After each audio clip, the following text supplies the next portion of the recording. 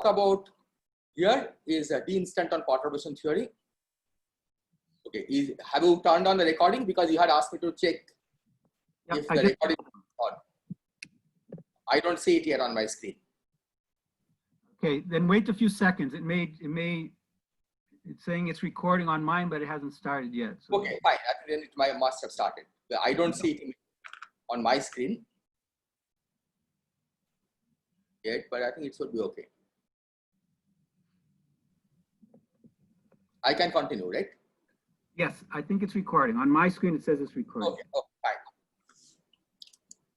Okay, so here is the brief plan of the lectures. Okay, so the first, I'll give an overview of the problem and the solution. This will be maybe the first lecture. Then I'll review some basic aspects of wall-sheet string theory, which also I'll try to do as at least part of it in the first lecture, and also string field theory. And then the later part, I'll describe some explicit computations, okay, because this will really illustrate the basic techniques that I'll be describing, that I'll be reviewing in the first part of the talk. And this talk will be based on these two papers and also some work in progress. So let me then begin by introducing what the problem is. So we start at the beginning of string theory, and as you know, string theory began with Veneziano amplitude, which gives the tree-level scattering amplitude of 4 tachyons in open string theory, open bosonic string theory. And here is I've written down the wall-sheet expression for the amplitude. Of course, Veneziano amplitude was written originally in terms of some ratios of gamma functions, but this has a nice wall-sheet expression which is here. Here P1, P2, P3 and P4 are the momenta of the external tachyons. And our convention in this is that A dot B, I'm using mostly plus signature, so A dot B is minus A0 B0 plus A vector dot B vector.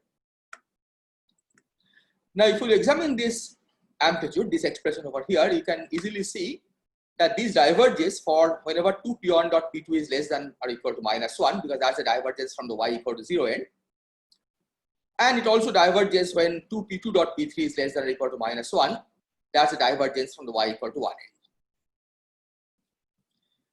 And the conventional viewpoint that one takes on divergences of this kind is that we will define the amplitude for 2 P1 dot P2 greater than -1 and 2 P2 dot P3 greater than -1, where this amplitude is well defined.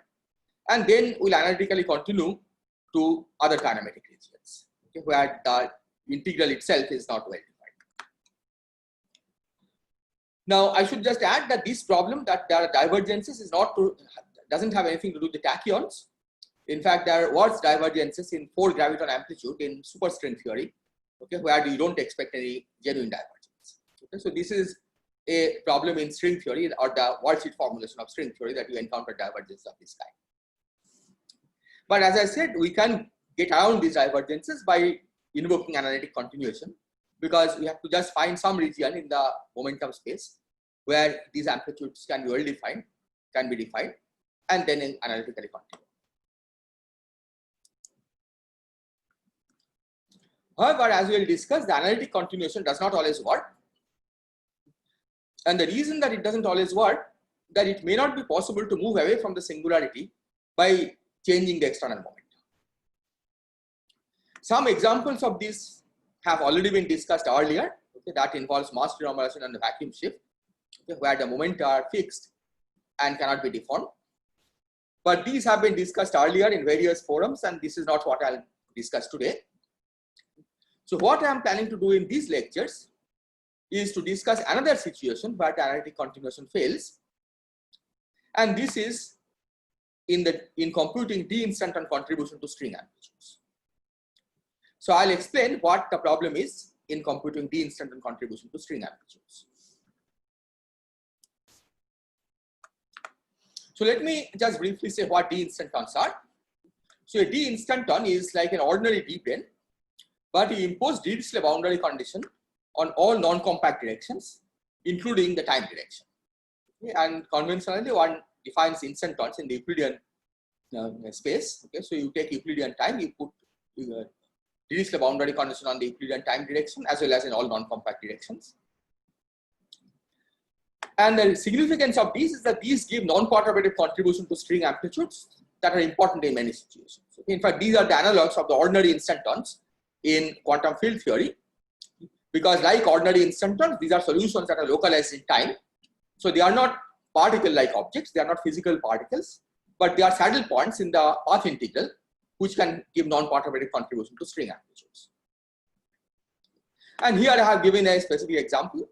If we take, for example, the KKLT modular stabilization, that uses non-perturbative contribution from d instantons, which in their case is the Euclidean D3 brane, but all tangential directions of the D3 brane are wrapped on internal manifolds, so they are no non-compact directions along which you have a Neumann boundary condition.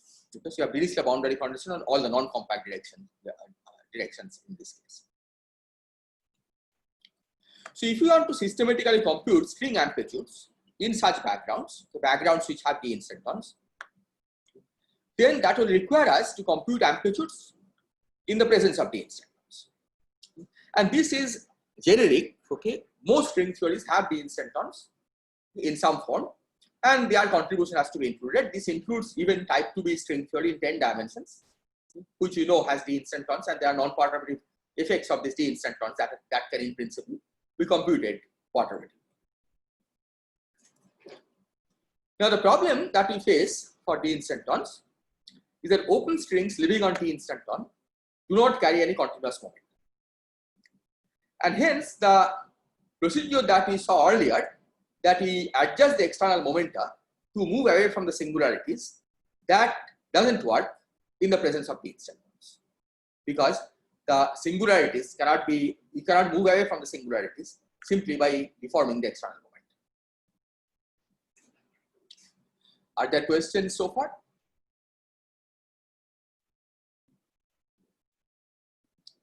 Okay, so let me go ahead. So here I'll give some examples. So let's suppose that x is the Euclidean time direction. Now, since the d instanton is localized at some given Euclidean time, it has a zero mode that translates it along time direction. Okay, in fact, these are also, they are in normal instantons. Okay, you can take an instanton solution and translate it in the time direction or any of the space directions in which it's localized. So one can try to ask, what is a 4-point function of these zero modes? And here is the expression. We'll see later how to derive this expression. Okay, so I have not said so far how it comes, but you can see that this is similar to what we had for Venezian amplitudes. We have an integral over y from 0 to 1, but the integrand is somewhat different. In particular, you see that the integrand, the powers of y that appear in the integrand are completely fixed. Okay, they do not depend on any external energies, and the reason is simple, because these are modes of the open string on d instantons. Okay, the translation modes along the time direction are modes of open strings on d instantons. They do not carry any external moment or energy.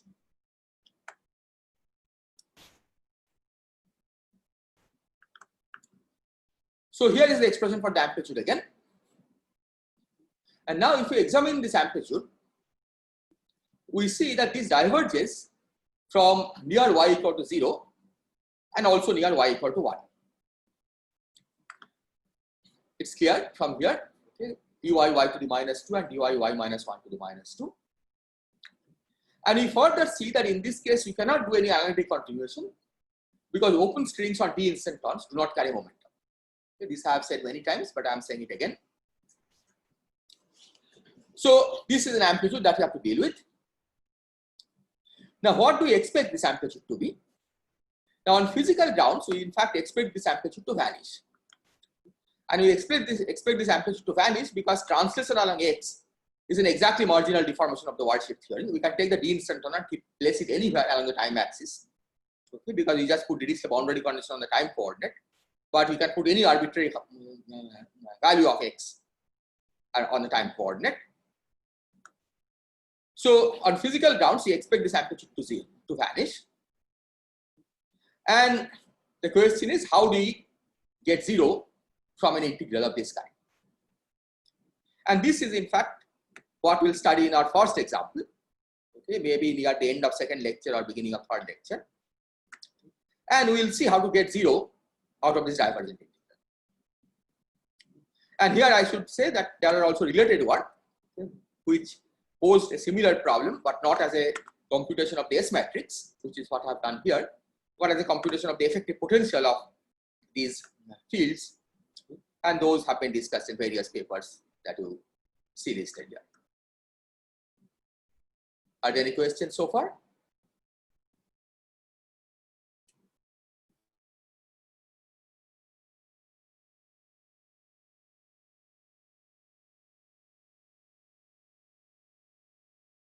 So this example deals with bosonic string theory in 2 dimensions.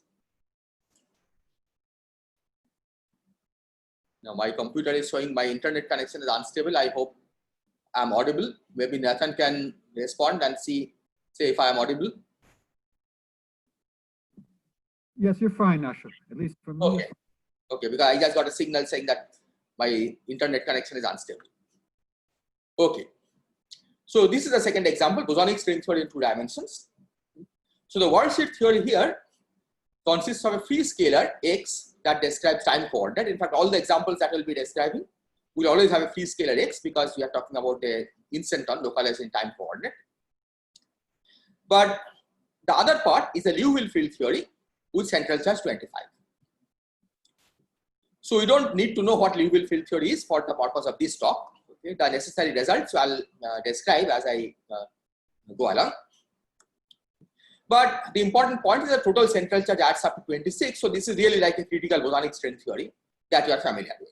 Okay, it's just that the one that internal conformal field theory is maybe somewhat unfamiliar because it's a Liouville field theory. So all the anomalies are cancelled on the worldsheet. And in this case, the familiar closed string tachyon that we saw in the first slide, which appeared in the Venezuelan amplitude, that closed string tachyon is actually a massless state of the theory. It's not a tachyon.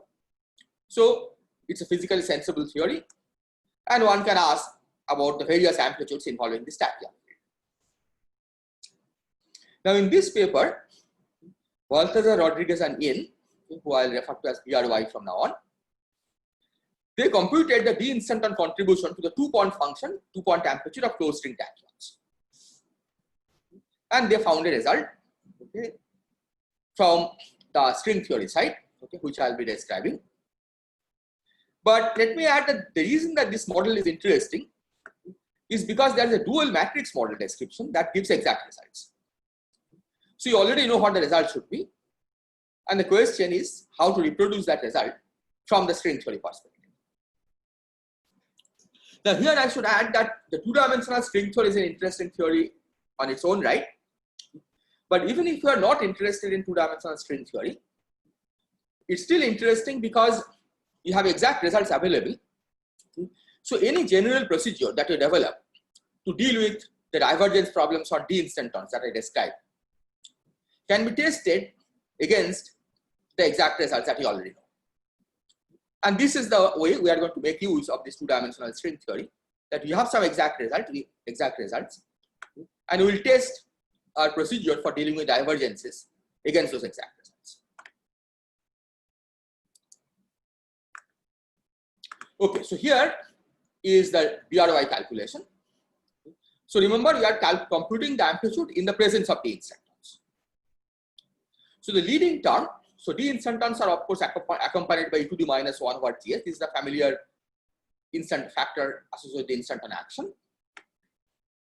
So the leading term is given by the product of 2 disk amplitudes.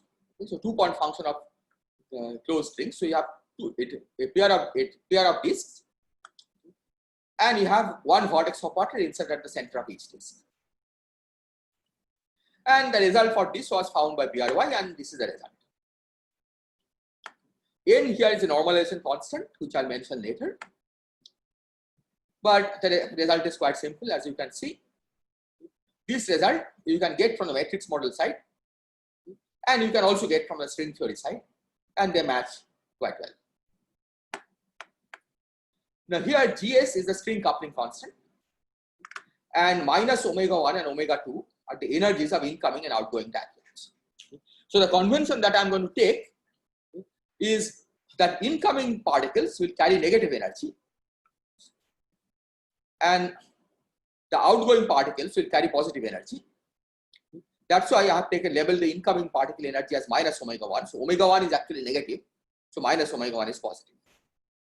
And that's why you have this momentum conserving, energy conserving delta function, delta of omega 1 plus omega 2. Now, if you look at this diagram, it will look a little strange because something is unfamiliar about this diagram, because it looks like a disconnected worldsheet. Normally, in string theory, we don't deal with disconnected worldsheets. Just like in a normal quantum field theory, we don't deal with disconnected Feynman diagrams. And the reason that we don't deal with disconnected Feynman diagrams in normal quantum field theory is that they have separate delta functions, that separate momentum conserving delta functions. So if you have two disconnected pieces, for example, then you have one delta function for the first disconnected piece and the second delta function for the second disconnected piece. So that vanishes at a generic point in the momentum space. So that's a very special momentum configuration for which the disconnected pieces contribute. And that's why in a normal quantum field theory, you don't deal with disconnected diagrams. Similarly, in string theory, the reason that we don't deal with disconnected worldsheet is the same. That if you have disconnected worldsheet, then you have separate momentum conservation on each connected component, and so that will not contribute at a generic point in the momentum space. However, for d instantons, the situation is different. And the reason that it is different for d instantons is the following: that with the d instanton boundary condition, we have put Dirichlet boundary condition on the time coordinate. And as a result, we have broken manifest time transition symmetry. So individual amplitudes on d instantons, in fact, do not conserve energy. And if the instanton is localized also in the other direction, they will not also conserve momentum because the space-time transition invariance is broken. And this is the reason why you don't have a factor of delta omega 1 times delta omega 2. In fact, we don't also initially have a factor of this kind, delta omega 1 plus omega 2. The way the energy conservation comes at the end is after integration over the collective coordinates of the theory, and this will be discussed later. As you will see that the collective coordinates will play a crucial role in our analysis. So this is the reason why disconnected diagrams are also equally important in while dealing with these diagrams. Let me also say a few words about the coupling, counting powers of the coupling constant. So each disk amplitude gives a factor of 1 over G string. And we will use a normalization convention where each closed string vertex operator carries a factor of G string. So the total contribution here is 1 over G string from each disk and G string from each of the closed string vertex operator. So that's of order 1. And that's what we see here, right? Besides the e to the minus 1 over Gs, there is no other factor of Gs. But now we are going to proceed to higher order. Are there any questions at this point?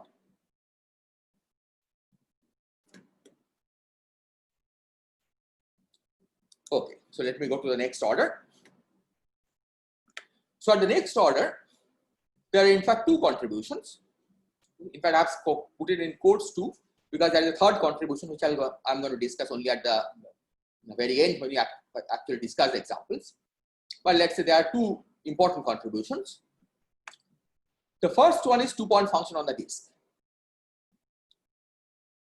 This one, let's do the G string power counting. So one disk, so 1 power of 1 over G string, and each of these give a factor of G string. So there is a net factor of G string left over.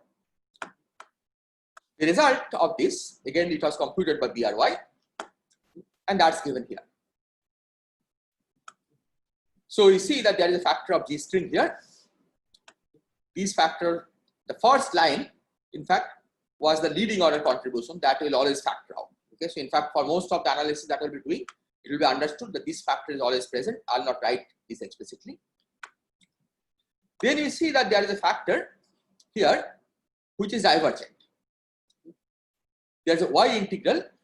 This interpretation of y is basically that it's, you can, so in this 2-point function, you can choose your convention where one of the vertex of particle is at the center of the disk and the other vertex of particle position is arbitrary, okay, along the radial line, and y is roughly the distance of the second vertex of particle from the boundary of the disk. And what we see from here is that as y goes to 0, this integral diverges. Okay, it has in fact a power law divergence and a logarithmic divergence. And there are of course finite terms. Okay, these are much more complicated, which I have not written down.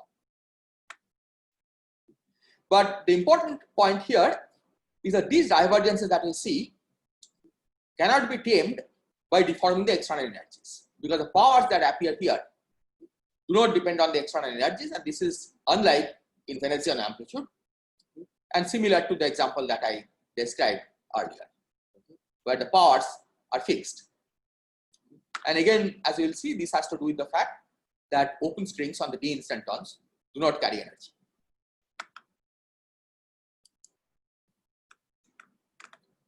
The second important contribution is the product of a disk one-point function and an annulus one-point function. So again, counting of powers of G string. So disk gives 1 over G string, annulus gives G string to the 0, and each of these vertex operators gives G string. So you have a net factor of G string from here, and then there is another diagram which is 1-2 exchange. Okay, that also gives G string. And the result that BRY found for this diagram is given here. Again, there are finite terms which I'll not worry about right now. But you see that this has a double integral. V roughly has to do with the size of this annulus. Okay, in fact, minus log V is basically the radius of the annulus, roughly. And X is the distance of this vertex operator from the boundary of the annulus. But again, the important point here is that if you look at this expression over here, this has divergence both for x goes to 0, because sine square pi x goes to 0, and it also has divergence from v goes to 0. And again, you see that these cannot be tamed by adjusting the omega i's, because the powers are fixed. They are not variable, so there is no analytic continuation that is possible. Now here I should just add a comment that the finite terms, what I have called finite terms here, as well as in the previous slide, are actually not finite. They have divergences, but those divergences can be tamed by analytic continuation. Okay, because those have to do with what we call closed string degeneration instead of open string degeneration. We will not be discussing these in these lectures, but my talk at the workshop will essentially focus on these finite terms. The divergent part of this finite terms, and we'll see how we extract some sensible answer from those. A short question. So the OPE divergence on the previous diagram of the 2-point function on the disk is part of that you just mentioned? Exactly, that's right. When 2 goes to 1, that divergence is what I'm calling finite terms here, because that the exponent does depend on the energies, and you can analytically continue to tame those divergences. Okay, thanks. Are there other questions?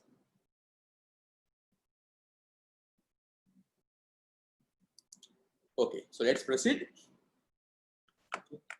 So after you set omega 2 equal to minus omega 1, okay, because that's the momentum conserving delta function here, we get a net divergent factor of this kind.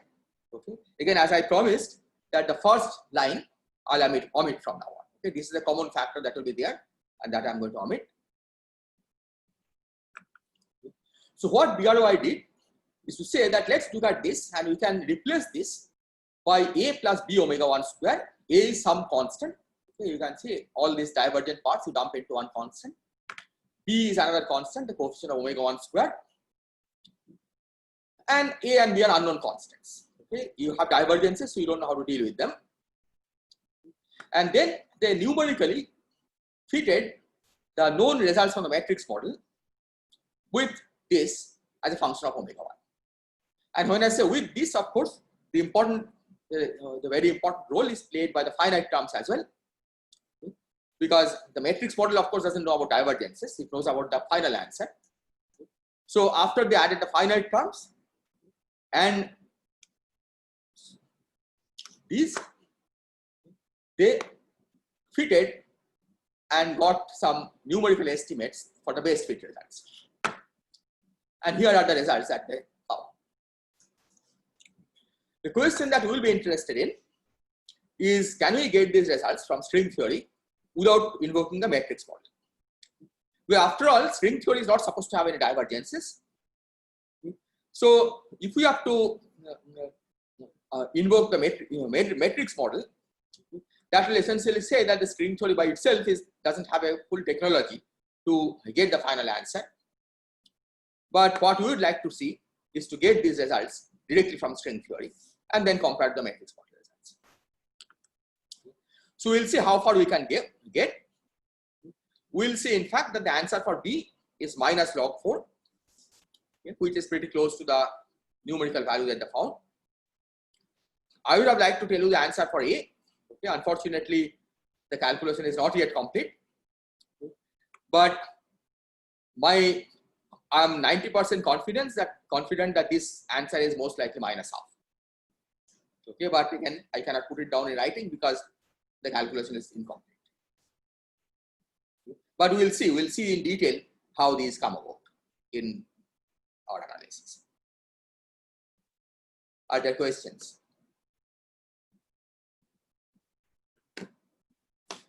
Okay, so let me now proceed with the solution. Okay, how we solve this problem. So we'll solve this problem using string field theory. And again, we'll not need to know very much about string field theory. Whatever we need to know, I'll tell you by and by. But for now, it's enough to know that string field theory can be thought of as a regular quantum field theory with infinite number of fields. Sorry, Ashok, can I interrupt you with a question? Yes. The estimate that they gave, did they have an error bar? Yes, they have an error bar. The point is that they have an error bar. Okay, there are two kinds of error. One is evaluating these integrals. See, the finite part that I said, right, involves some integrals. So those integrals have their intrinsic error because they are double integrals involving theta functions and so on. And the other error is in fitting the data. So they have put all these decimal points because they only accounted for the error that they got in fitting the data. But the numerical errors in the actually computing the integral, okay, they expect to be much more. In fact, I checked with them and they say that they expect 1% error in these.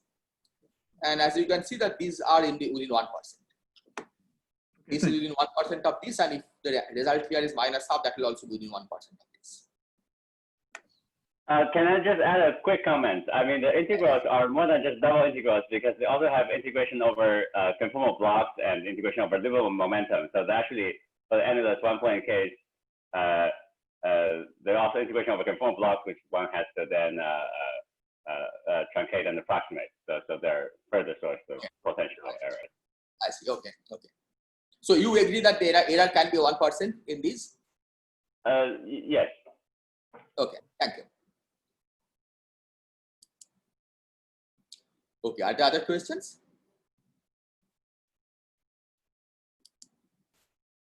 Okay. So let me now describe the solution as I said. So in string field theory, the perturbative amplitudes are just sum of Feynman diagrams. And what one finds from string field theory perspective is that each diagram actually covers part of the integration region over the worldsheet variables, which are moduli space of Riemann surfaces and locations of the vertex operators. We'll see this in various examples. Okay, these are the analogs of the variables y, v, and x that we saw. And then when you sum over diagrams, that covers the full integration region. So this is the way string field theory recovers the usual worldsheet expression that we have in string theory, the usual integrals that we saw in the earlier slides, even though we start by summing over Feynman diagrams. Now here it's important to ask, how do we get integral over worldsheet variables from a Feynman diagram? And here is the explanation how we get integration over the worldsheet variables from Feynman diagrams. So what we do is that we express the internal propagator as using the Schwinger parameter representation. Okay, so normally we are familiar with the internal propagator is k square plus m square inverse. K is the momentum flowing along the line. M is the mass of the particle that's propagating. So this we represent using the Schwinger parameter representation, which is given here. And in fact, I'll be using a slightly different version of this as an integral over the cube, where q is e to the minus s. And it's the integration over this q variable that gives integration over worldsheet variables after a change of variable. Now this will be important. I'll emphasize this again in the next few slides, because we'll see that change of variable is plays an important role. Okay, so the idea is that we have, starting with a string field theory diagram, we have many integrals because each Feynman propagator comes with its own Schwinger parameter on which you have to integrate. And these Schwinger parameters eventually become, the integration over the Schwinger parameters eventually become integration over the worldsheet variables. Now if you look at this expression, we see that this diverges from the q goes to 0 region when k square plus m square is negative. In fact, negative or 0. And in fact, one can show that all divergences that you have in string theory are of this kind. So all the divergences that we saw earlier in terms of y and x and v, all those divergences come in some way or the other as q goes to 0 limit of some Feynman propagator. Now normally what we do is that we adjust the external momenta so the internal momenta satisfies k square plus m square positive. And that way you can get rid of the divergence. Okay, and then you analytically continue. But because for d-instantons, open strings carry k equal to 0, we see that if the open string is propagating, any state of the open string is propagating, then there is no k. So there is nothing that you can do to analytically continue from k square plus m square negative to k square plus m square positive. And that's the problem that we face in dealing with perturbation theory in the presence of d-instantons. Okay, so here I have gotten rid of the k, okay, focusing on the d-instanton case. So if you look at this equation, you will see that this is an identity for positive m square. For positive m square, this you can just do this integral explicitly. It's clear that the two sides are equal. For m square less than 0, the right hand side is divergent. It's divergent from the q goes to 0 end. But the left hand side is perfectly finite. And the idea here is that we'll use the left hand side to define the integral. Why? Because after all, if we trust string field theory, then string field theory began with the left hand side, right? It's only after you use the Schwinger parameter representation that you got the right hand side. But what this identity, this relation is telling us that the problem that we see in the usual worldsheet theory is because you have used Schwinger parameter representation of a propagator, which you shouldn't have done, okay, where this relation is not valid. So for m square less than 0, we'll use the left hand side to define the integral. So this means in practical terms that you have to change variables from the moduli of Riemann surfaces to the variables q1, q2, etc. associated with the propagators, and then replace an integral of this form by 1 over beta when beta is non-zero. Again, for positive beta, this is identity, these two are manifestly equal. For negative beta, this is ill-defined, but 1 over beta is perfectly well-defined, and this is the replacement that we are going to use. So this rule can be used to deal with power law divergences of this kind that you saw in the earlier form. Are there questions?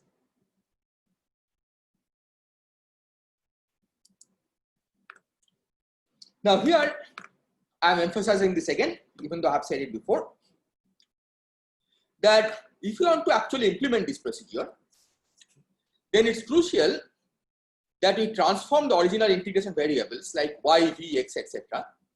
to q variables. These q variables are by definition the variables that are associated with the propagators in string field theory. And how to do this will be explained in later lectures. Okay? In fact, many of the examples that I will be describing will specifically show how to convert the variables like y, b, and x to q. But let me just make two comments on this change of variables. First comment, okay, is that making the correct change of variables is important for getting the correct result. So here I have illustrated this by an example.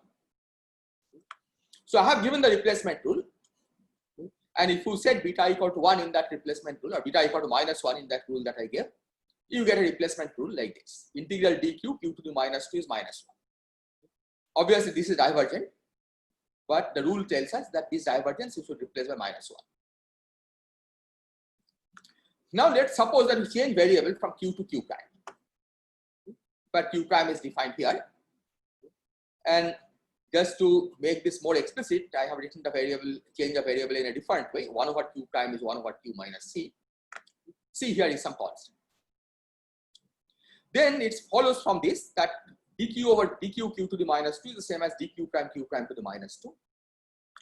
So let's suppose that this integral, we first try to make a change of variable and then try to do this integral. So what we'll do, we'll make a change of variable. We'll write the integral in terms of q prime like this. Now this integral, of course, we don't know how to do, but we'll divide the integral in two parts. One is from 0 to 1, and the other one is from 1 to 1 or 1 minus c. For this, we have the replacement rule. We replace it by -1. This one, of course, is a finite integral we can do. So here it is. If we use a replacement rule on q prime, this is the result we'll get. And that's -1 minus c inverse. And you see that this result is different from this one. So instead of using the variable q, if somehow we have chosen the wrong variable q prime and applied the same rule, same replacement rule, we'll end up with a different answer, okay, which is not the correct answer.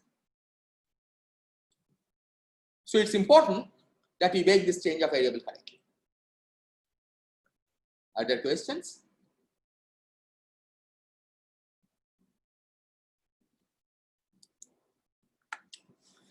The second comment that I'll make is that the change of variables is determined fully by string field theory. There's no ambiguity in what change of variables we should make.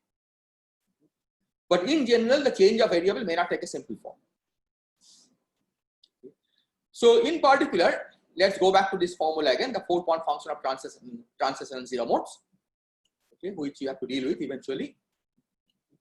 Here, we'll see that the change of variable near y equal to 0 from y to q take this complicated form.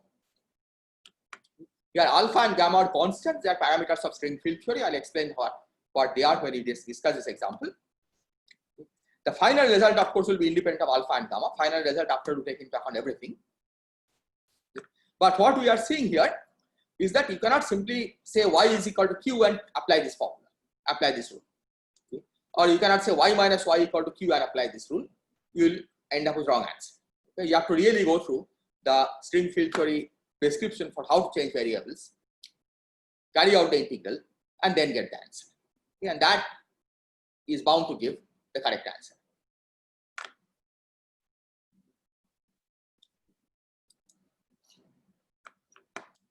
So now let's go back to our formula again. So you have dealt with m square negative. Okay, that's reasonably easy. Now we come to the difficult part, m equal to 0. Now for m equal to 0, you can see that both sides are divergent. This is divergent, this is 1 over 0. This is divergent because this integral is logarithmically divergent from q equal to 0. Okay. So the simple replacement rule doesn't work. And this, in fact, has physical reason because these are associated with zero modes of the d instanton. And the integration over the zero modes on the d instanton, unless you are careful, will produce logarithmic divergence in the worldsheet description. So here the strategy that we will follow is that we will try to understand the physical origin of the zero modes and then find suitable remedy by drawing insights from quantum field theory. So we will see where the zero modes come from on the d instanton. Okay, so that will be our next goal.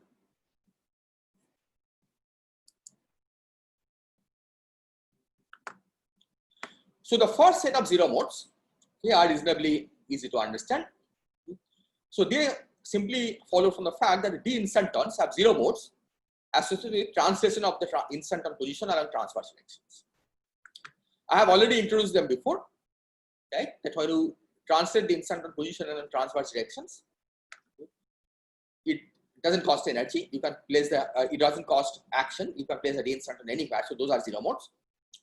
Earlier we used the 0 modes to illustrate this 4-point function calculation.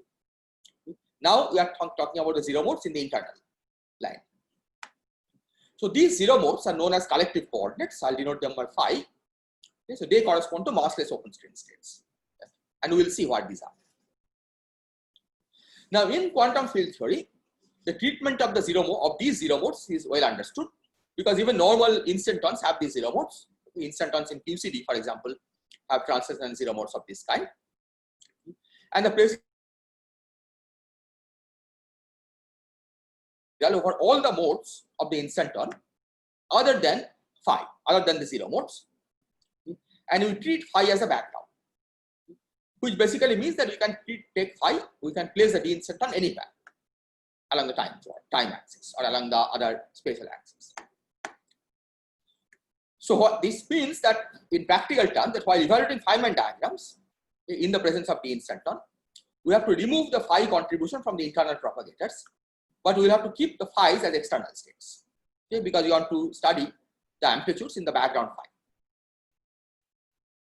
So if we do this and we sum over Feynman diagrams, then we will get a closed string amplitude as a function of phi.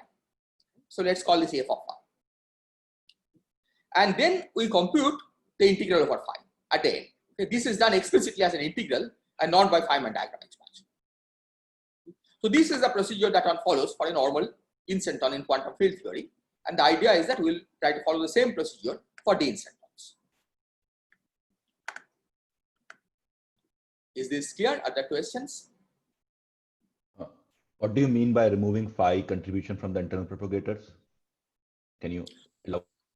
What do you mean by moving? Okay, so in string theory, as I said, in string field theory, we have internal states, right? String field is a theory, field theory of infinite number of fields. So one of these will be phi. So you explicitly remove the phi contribution. What it means in terms of worldsheet, I'm going to describe in the next slide. That's what you mean by removing the contribution from phi. So maybe you can the next one here. So the strategy will be that we'll follow the same procedure for d instantons. So let's see what it means to in the worldsheet approach. Okay, the first step. So what was the first step? Let me remind you. The first step was to carry out the path integral over all modes in the background of phi, but without phi. Okay, that we remove the phi contribution and then we use phi as a background. So this means that we have to drop terms of the form integral dq inverse that comes from the collective coordinates. So this is what I mean by dropping the phi contribution. Okay, so we identify which of these dq inverse kind of divergences are coming from the internal phi's using string field theory, and we simply drop them, we subtract them from the amplitude. Then these divergences are gone. But we now allow the external states to be both closed strings as well as the open string 0 modes phi. After you have computed this, the second step will be a finite dimensional integration over phi, okay, which we perform explicitly. Now we expect that after field redefinition, the phi dependence will be of the form e to the ip dot phi. And the reason for this is that roughly phi is telling us where the instanton is localized in space-time. So if P is the total momentum that is carried by all the external states, then we expect that the phi dependence, because phi is the position of the instanton, the phi dependence will be of the form e to the ip dot phi. If this is really the case, then the phi integral will be simple, because the phi integration in fact will produce a delta p factor. And indeed, this is the way the final energy conserving delta function comes for the d instanton. I showed the amplitude for d instantons as delta omega 1 plus omega 2 but the delta omega 1 plus omega 2 doesn't come from the d instant on amplitudes directly. It comes at the end after you do the integration over the 0 modes.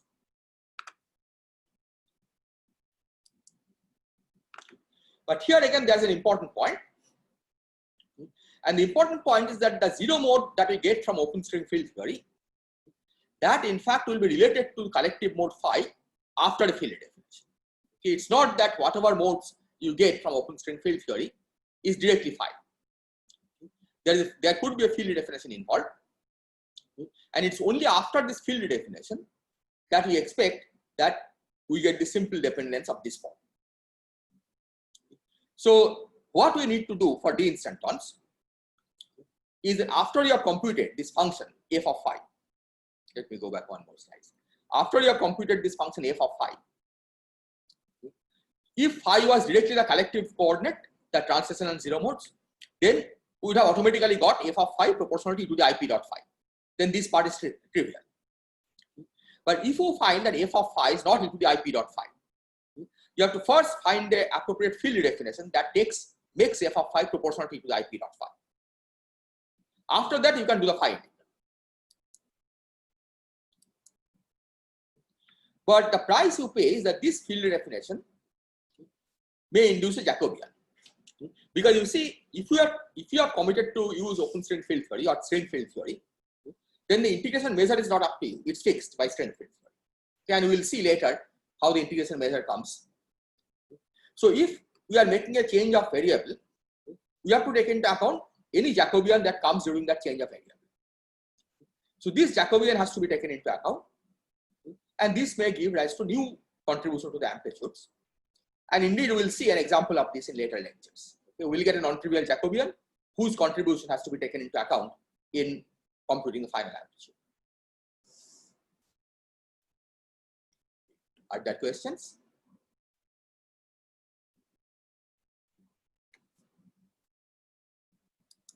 Okay. Now we turn to string theory, the additional complications that come in string theory. Because if we examine string theory amplitudes, we find that this in fact has other 0 modes besides the ones that are associated with collective coordinates. And these in fact arise from the ghost sector of the string theory. This is what I'll try to describe in detail in maybe next lecture, but I'll try to give an indication of where this comes from in today's lecture. So these ghost sector 0 modes gives additional logarithmic divergence in the worldsheet integrals that is not removed by removing the collective modes from the propagators. And in fact, this is not just a fantasy. Okay, these divergences are genuinely present in actual amplitudes. And in fact, they are present also in the BRY formula that I showed you. Okay. So let's look at the BRY formula again. Okay. And look at this minus sign over here. Okay. So you see this integral is logarithmically divergent, right? dVV inverse. So you expect that this logarithmic divergence is coming from some 0 mode. And the first guess would be that this is the logarithmic divergence that is coming from the 0 mode associated with the collective coordinates. But you can actually explicitly evaluate what the 0 mode contribution from the collective coordinates will be after you change variables from V to Q. And what you find is that the collective coordinates would give a similar kind of divergence, but to the plus sign.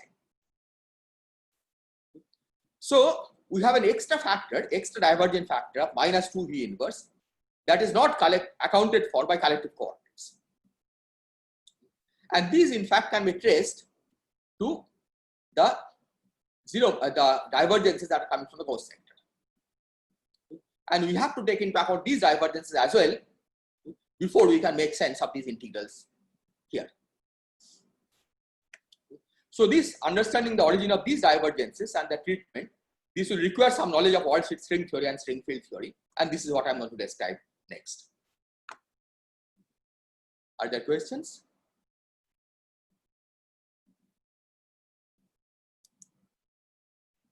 Okay, so now let me give a brief overview of the worldsheet theory. Okay, here of course I'm not going to be complete.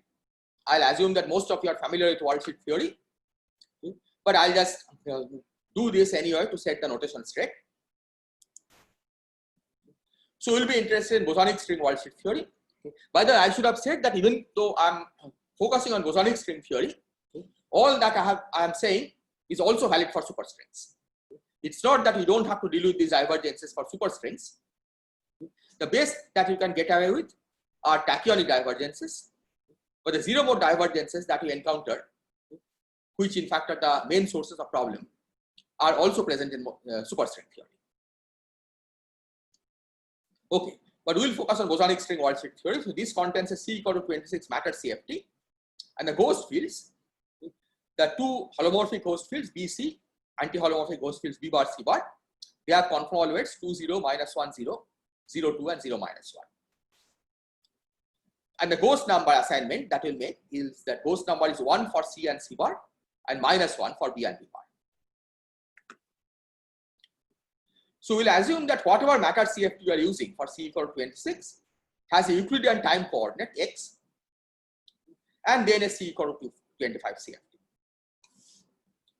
And the examples of C equal to 25 CFT, two examples are 25 free scalars. This gives D equal to 26 bosonic string, or C equal to 25 Liouville. This gives D equal to bosonic string. These we have already encountered before. But of course, any C equal to 25 CFT will do. And for most of our analysis, we'll be focusing only on this part, the time coordinate. So this will not be very relevant, at least for the general discussions.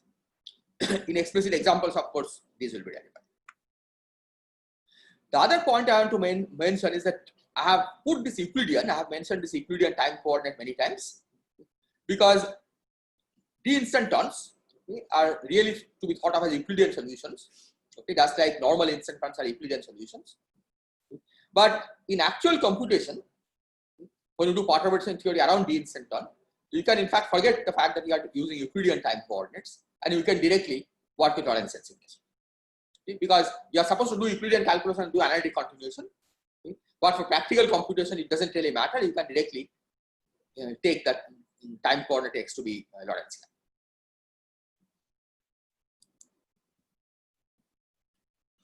So we have state operator correspondence in CFT, so that must be vortex operator for every string state. So closed string states will correspond to vortex operators in the bulk. Open string states will correspond to vortex operators on the boundary. And our focus will be on open string theory on D instanton, because that's where the problem arises. So even though we'll eventually also be interested in closed string amplitudes, since most of the subtleties arise from open string part, we will focus on the open string part of the theory. So we put boundary condition on the ghost, that's C equal to C bar, B equal to B bar. This is always the case. And the matter boundary condition, of course, depends on what kind of D branes you are using. But because you are dealing with D instantons, it has to be Dirichlet on all non-compact directions. Because it has to be localized along the non-compact directions. And the compact directions, it can be either Dirichlet or Neumann. All of those will count as D instantons.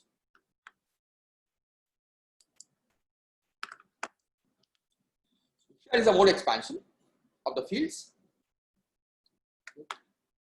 And so this is a mode expansion of the upper half plane, because we are dealing with open string theory right now. And because of the boundary condition on the real axis, the expansion coefficients of the anti-holomorphic fields, B bar, C bar, and del bar x, are given in terms of the same coefficients, right? So these do not give rise to new coefficients of expansion. And that's why I have not introduced them separately. And basically the point is that you can start by writing down separate expansion coefficients, but then once you impose these boundary conditions and the appropriate boundary condition on the matter, you find that the alpha bars, B bars, and C bars are related to B, C, and alpha. So here is the definition of the SL2R invariant vacuum. The SL2R invariant vacuum is annihilated by Cn for n greater than or equal to 2, by Bn for n greater than or equal to -1, and alpha n for n greater than or equal to 0. State operator correspondence tells us that for every state, there must be a vortex operator V, and this is the relation. So for example, for the field C, so C is a vortex operator. The corresponding state is C0 on the vacuum. You substitute C0 from here. By this condition, we see that all the negative powers of Z vanish, because the corresponding C is annihilated the vacuum. The positive parts of Z vanish because we are setting Z equal to 0. The only thing that remains is C1 on 0. So the state corresponding to the vortex operator C is C on 0. Similarly, state corresponding to the vortex operator B is B minus to 0. And the state corresponding to the vortex operator I del X is alpha minus 1 on 0. So this is standard, you can easily verify from these expansions. So I'm assuming that this is familiar to everybody, so I'm going a little fast, but if there are questions, you can ask.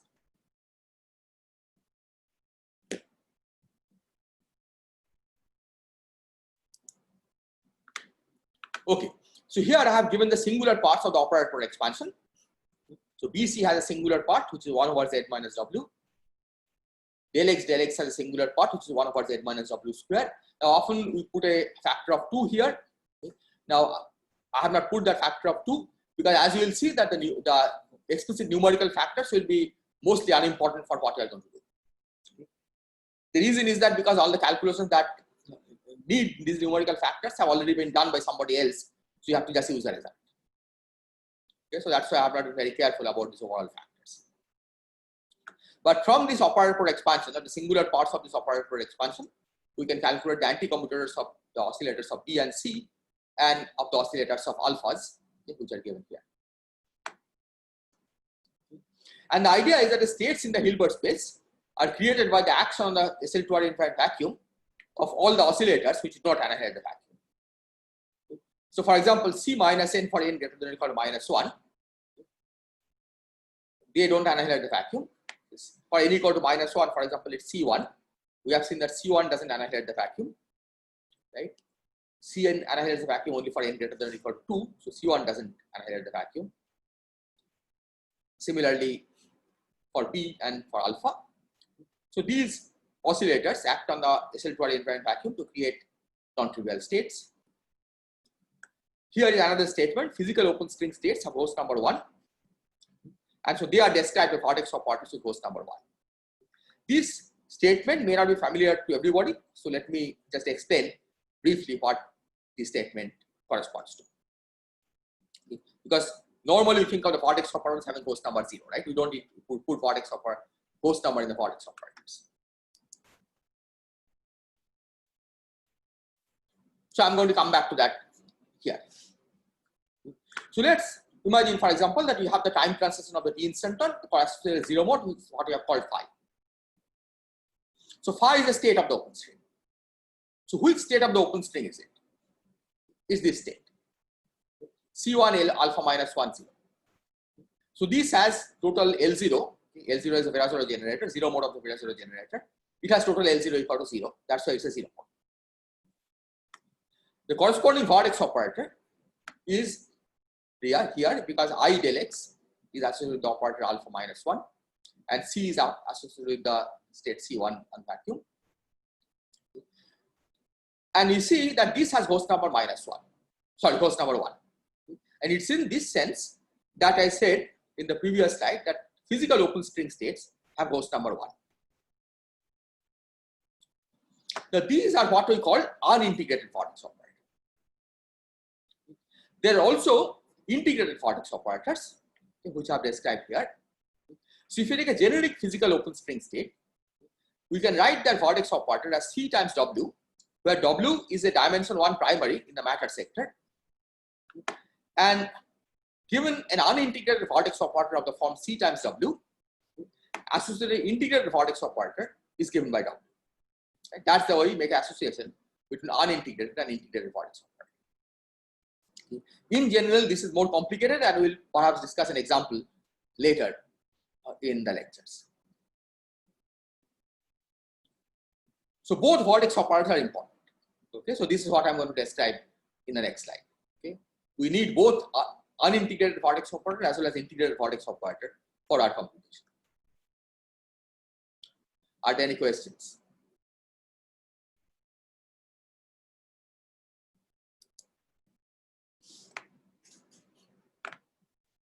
Okay, so now here is a one-page summary of how to compute string amplitudes from a given Riemann surface. So this is the worldsheet description of string amplitudes, not string field theory description, which I'm going to describe later.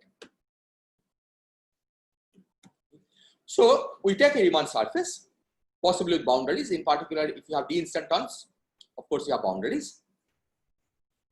Then on the Riemann surface, we choose some mark points, which we call punctures. We choose, in fact, one bulk puncture for every closed external closed string, because that's why we insert the closed string vortex operator, and one boundary puncture for every external open string. So far, so good.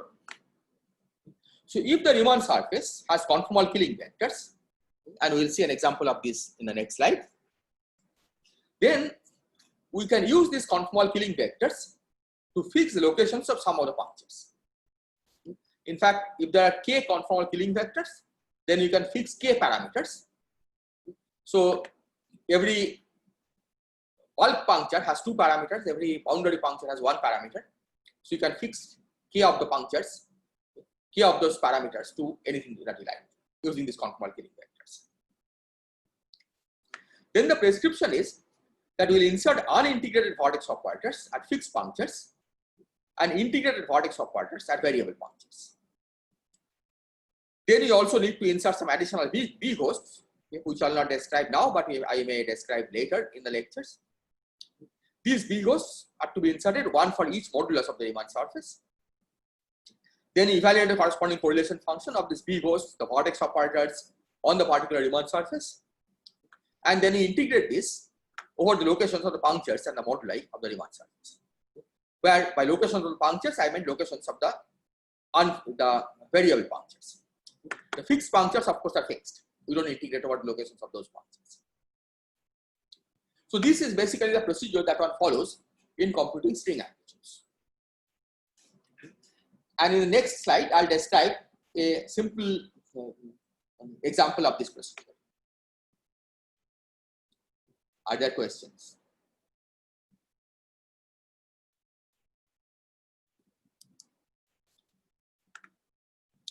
So here is an example. Take an amplitude 4 zero mode fields phi from the upper half plane. Here, it doesn't matter what string theory you are considering, as long as we have the Euclidean time coordinate described by x. The zero mode fields, the vortex operator for the zero mode fields I have already described, right? The C del x is the vortex operator for the zero mode field.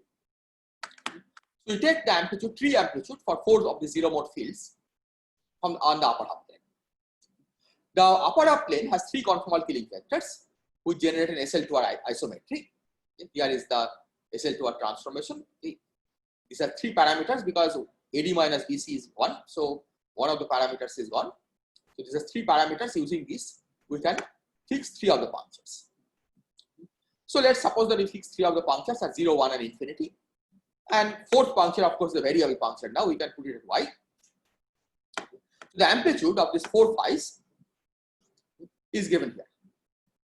So you see that we insert the unintegrated vortex operator C del x at the fixed punctures 0, 1, and infinity, and the integrated vortex operator del x at the variable puncture, and then you have to integrate over y.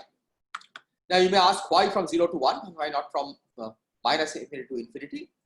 And the point is that because of the full symmetry in all the external states, it's enough to integrate from 0 to 1. Otherwise, you'll just get 3 times the answer of what you'll get here. Okay, so this can be easily evaluated.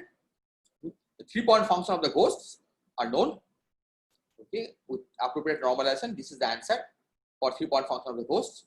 The correlation functions of these can be used by Wick's theorem, because I already gave you the 2-point function, 2-point Green's function here. You can use this 2-point Green's function to evaluate this correlation function. So to do this, you have to first keep this last one at a finite one, say at x4. Okay. Evaluate all this, or say x3. Okay. Evaluate all these correlation functions, and then take the x3 to infinity, because just the ghost correlation function becomes infinite as x3 goes to infinity. The del x correlation function goes to 0 as x3 goes to infinity. So you have to first combine the ghost and the x correlation function, and then take the x3 goes to infinity. But in any case, this is the amplitude that we get. So this is what I have shown you several times before. The amplitude, which is divergent, okay, we don't know how to deal with it. Okay, this we'll see later. Okay, I have given an indication of how to deal with it, but we don't know yet how to change variable from y to q, for example. Okay, but we will see how to deal with this. Okay. But one point you see here is that this has no logarithmic divergence. Okay. So this has no zero mode problem. Okay. And one reason for this is that if you look at the operator expansion, in the zero mode, the C del x doesn't appear in the operator expansion of two of these. That's why there's a zero mode that is propagating in the internal state. So this has problem with tachyons, internal tachyons, but no zero modes.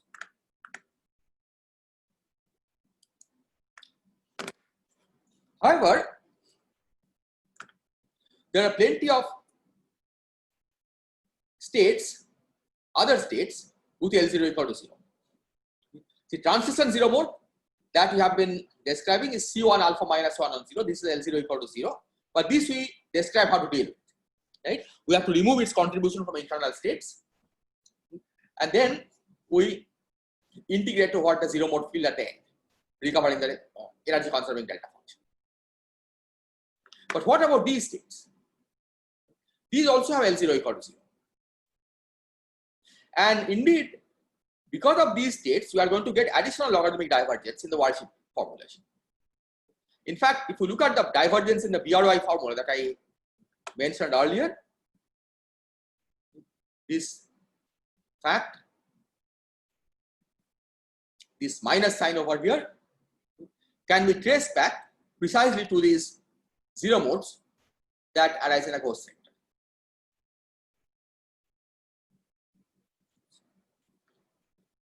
So here, we cannot invoke anything that we know from quantum field theory, because these kinds of zero modes are actually not present in quantum field theory. The normal QCD instantons have zero modes of this kind, but not of this kind.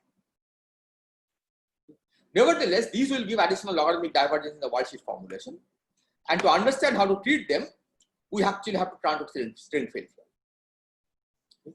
So what I'll do is that I'll stop here today, because I have, I think, gone for more than 1 hour. And next time, I'll start with string field theory, identify the source of the problem. We'll discuss how to deal with these problems in string field theory, and then start discussing some examples. So I'll stop here today. Are there questions? Thanks very much, Ashok.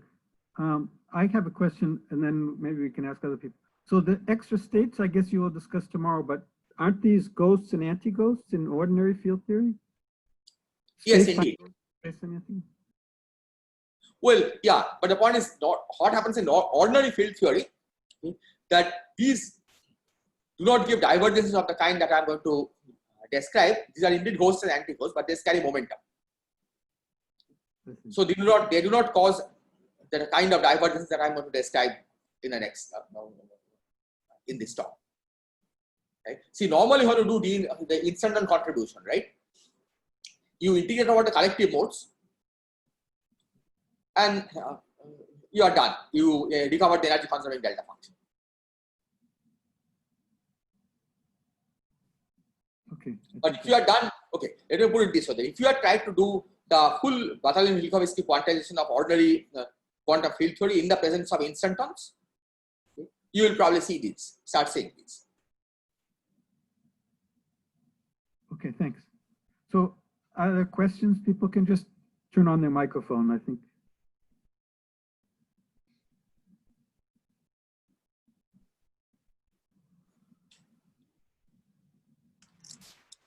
Yeah, I have a question. So you mentioned this integral over the Schwinger parameters, the diverges, and of course its regularization is ambiguous. So what does this ambiguity correspond to physically? Like it's not a UV divergence in counter terms as usual. And you said that there is a correct change of variables. So what does it correspond to physically? See, physically the point is this divergence is not a divergence from a string field theory perspective, because you are just trying to represent 1 over a negative number by Schwinger parameter representation. And that's why you're running into this divergence. It just so happens that in the worldsheet description, you see this divergence because the worldsheet description uses Schwinger parameter representation. So the idea is that you try to go back to the string field theory picture, but to go back to the string field theory picture, you have to first identify what is Schwinger parameter. So it's not a genuine ambiguity. It's just that you need some formulation of string field theory to learn how to make this change of area. So suppose you start from a divergent integral like this. If you just look at this, you would not know how to change variable and make sense of this integral. What I'm saying is the string field theory tells you how to make sense of this change of variables. This is one example where the change of variable is given. Now you consider change of variable is not unique. But what string field theory tells us that the change of variable, once you have made one choice of a change of variable around one region, we have no choice but to follow a definite rule for how to make change of variable in the other regions. And once you follow that rule, it's guaranteed from string field theory that all the dependence on these additional parameters will cancel. Because different choices of alpha and gamma from the string field theory perspective are just redefinitions, are just field redefinitions of the string field, and the physical results do not depend on the field redefinition. Does that answer your question? So in summary, these are not genuine divergences. These are divergences simply because you are trying to use Schwinger parameter representation for something that you shouldn't do. And at the end, there is no ambiguity because string field theory will tell you precisely how to remove these divergences in an unambiguous fashion. Thanks. Just to make sure, the M is equal to 0 divergence is a genuine divergence coming from the 0 modes, right? Indeed, that's it. Thanks. Hi, I have a general question. Yes. That in the context of instantons and black holes in string theory, it is always the non-perturbative string theory that is emphasized. So is non-perturbative string theory that is emphasized. So does your approach of perturbative, is it like, will it aid the non-perturbative aspects, or it is a competitor to non-perturbative approaches? See, d-instantons are non-perturbative contributions. So d-instantons, you can think of the saddle points in the worldsheet, in the string field theory path integral. But once you have identified a saddle point, then we have to again start doing perturbation theory around the saddle point. Right? Because if you look at the, maybe I can go back to the DIY formula. You see, this is a leading contribution. Okay? Leading instanton contribution, it's non-perturbative, you can see e to the minus 1 over GS. But after this, you have to start calculating the GS expansion around this background, around this instanton background. So it's all non-perturbative. But you're using the d-instanton perturbation theory to compute this expansion. So this contribution, for example, is still non-perturbative, right? It has e to the minus 1 over GS, but you're using d-instanton perturbation theory to do the expansion. Right.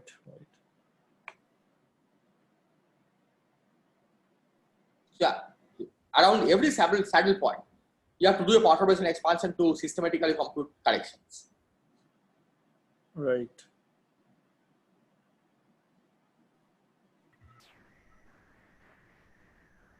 Can I ask a question about the change of variables? So is there a way to motivate what is good change of variables, like without making reference to the string field theory, like just from worldsheet point of view? Yeah, I would like to say there is, but I don't know. I don't know of a practical way by which you can figure out what the change of variable should be. For example, if we go back to that here, right? I don't have any shortcut answer to this. What does change of variable should be? Okay. In specific examples, maybe one can take a right hand. But in general, if you want to say that whether there is a rule for making the correct change of variables, I don't know the answer. Okay, thank you. So can I ask a question? Yes. Yeah, so in normal quantum field theory, can I apply this prescription to simplify anything? So for example, a hit kernel calculation or something like that? See, normal quantum field theory, of course, you don't have this problem in the first place because you don't use Schwinger parameter representation. Right? If you take a normal quantum field theory and start using Schwinger parameter representation, then Yeah, you will have similar divergences and you have to try to use similar techniques. You have to basically go back to quantum field theory. So what I'm suggesting here is that the worldsheet description, of course, is nice. It's a compact description. But when you are in trouble, you should really think of the worldsheet description as coming from an underlying string field theory. And then you go back to string field theory. String field theory will tell you how to deal with these problems. Yeah, I'm just saying that maybe sometimes it is easier to go to the hit kernel prescription, which is mostly the Schwinger prescription, and do some computation and maybe then come back with your prescription. Is there any situation like that? Yeah, so my prescription here will be going back to field theory. Right, the quantum field theory, the usual Feynman diagram. So the one, if you run into a problem in the hit kernel expansion, right, and if the problem is of similar kind, then you will know that the reason that you are finding this problem is because you have made wrong use of Schwinger parameterization. Okay.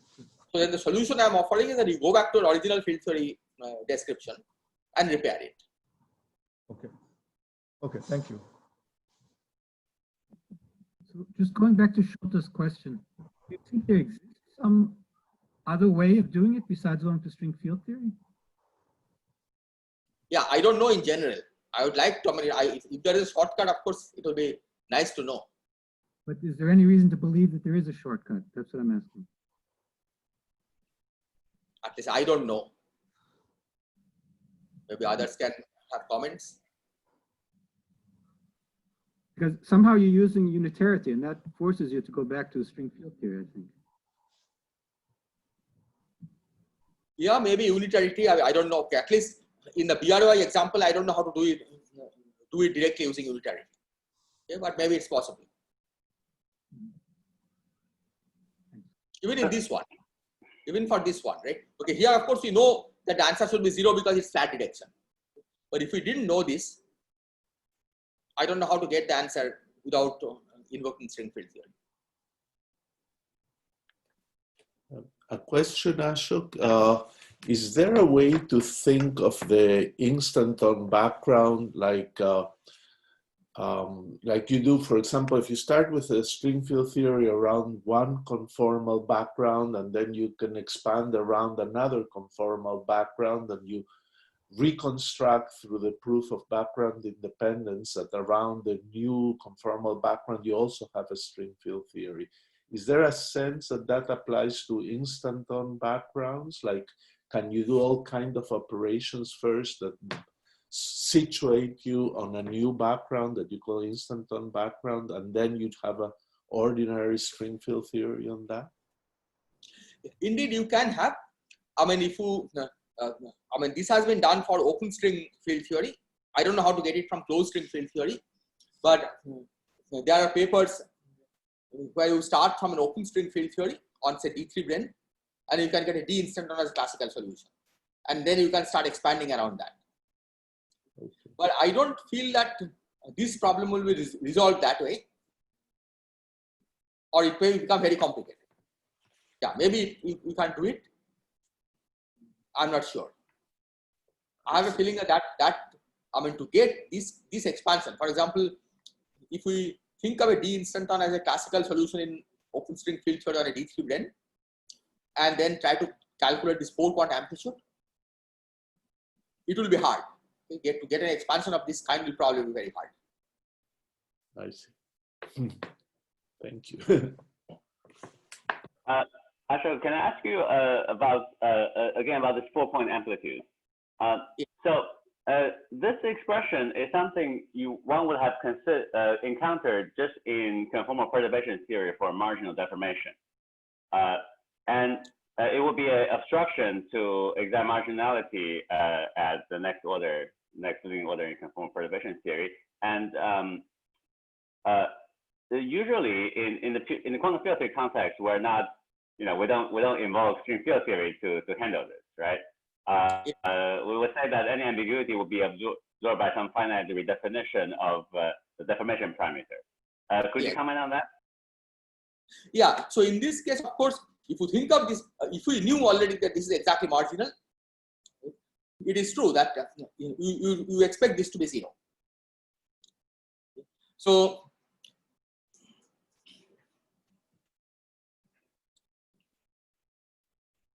okay, if somebody told you that it's a amplitude of 4 del x's, then I think you can probably manipulate an expression to say that it's 0. You can think of this as a total derivative and make this result 0. But if somebody gave you as a string amplitude, then it becomes hard.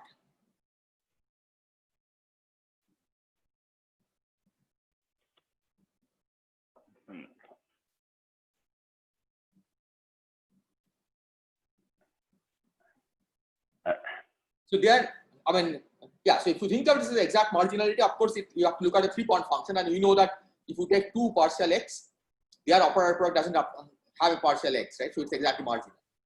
Right. So from that perspective, we know that it's an exactly marginal deformation and the result should be 0.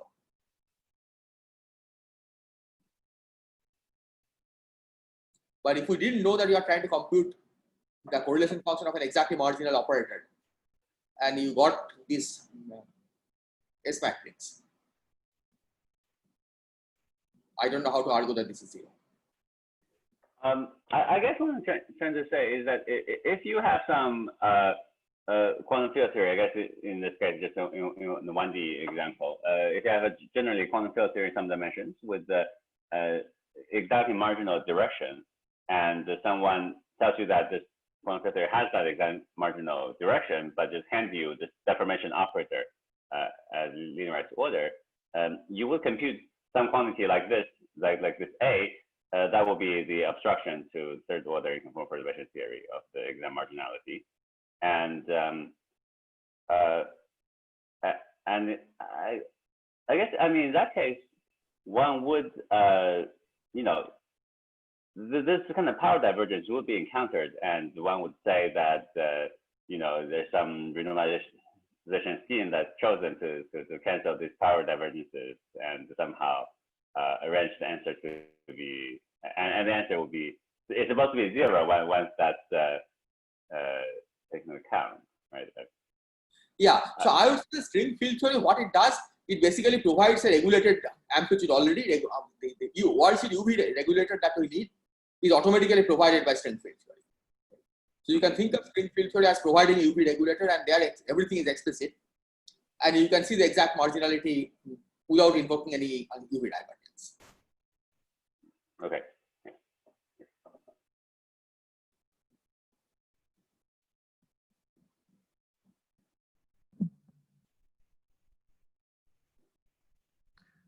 So there were 2 questions. So one person raised his hand and then lowered, Fernando. I don't know if he lowered because he doesn't need any more. There was another question by chat about d-instantons applications in condensed matter theory. Maybe first in ADS-CFT, what is the role of d-instantons? Can somebody say something? Yeah, so in ADS-CFT, in the context of ADS-5 CFT4, the d-instantons essentially play the role of the usual Yang-Mills instantons in n equal to 4 super Yang-Mills theory, for example.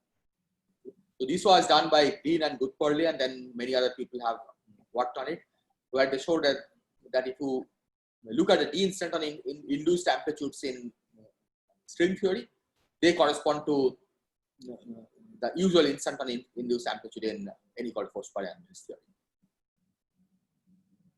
But in more generally, yeah, in some holographic context, d-instantons may have some role to play in the condensed matter physics, but I don't know of a general story on that front.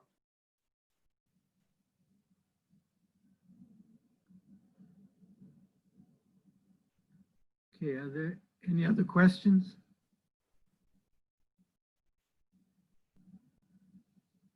So as I mentioned, Ashok will stay online if people want to ask in private. So we'll turn off the recording, but people are welcome to ask Ashok in private as many questions as they want.